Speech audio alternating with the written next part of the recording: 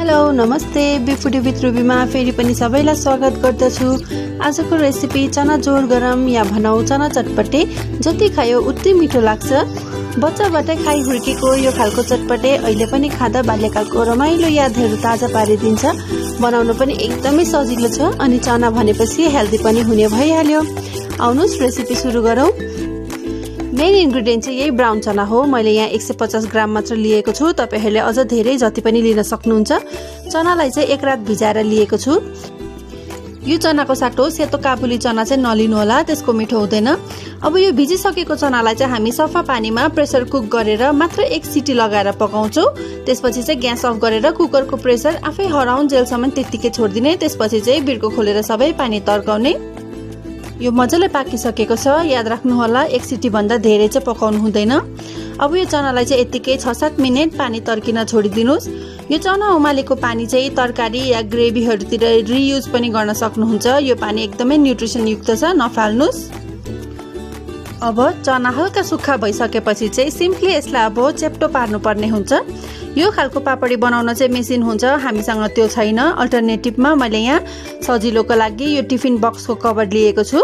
यस्तो flat surface भएको बोटुका glass जेले सजिलो लाग्छ थिच्नु भए हुन्छ। मेन कुरो त आउटपुट चाहिँ यस्तो चेप्टो पापडी जस्तो निस्किने हो।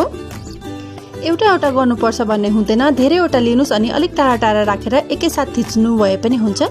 परिवारको 2-3 जना मिलेर गर्नुस्, रमाइलो पनि अनि छिटो पनि हुन्छ। यो प्रोसेसलाई चाहिँ टिभी हेर्दै पनि गर्न सक्नुहुन्छ।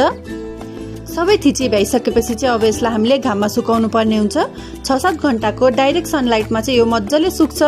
घाममा पोसिबल छैन भने चाहिँ रुमभित्र नै फ्यानमा एक दिन र रातमा यो सुक्छ। हाम्रो चाहिँ 7 घण्टाको घाममा यो मजाले सुकिसकेको छ।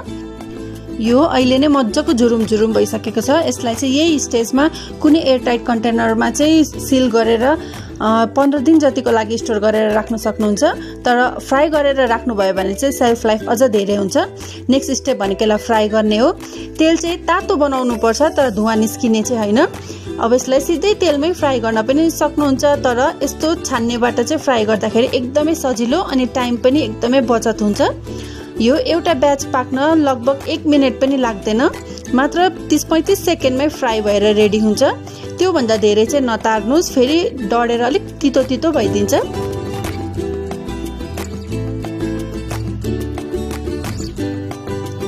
सबैलाई यसरी नै फ्राई गर्दै किचन पेपरमा एक्स्ट्रा तेल सोच्न राखिदिनुस्।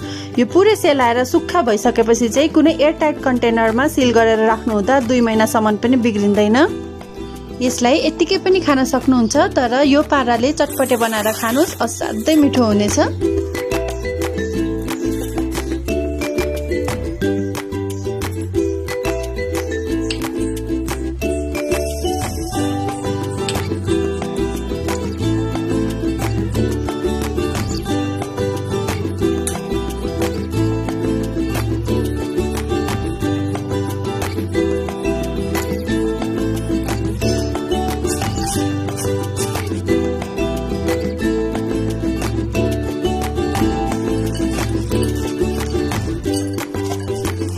यसरी बनाएको चना चटपटे जति खायो उति खाउ लाग्नेछ।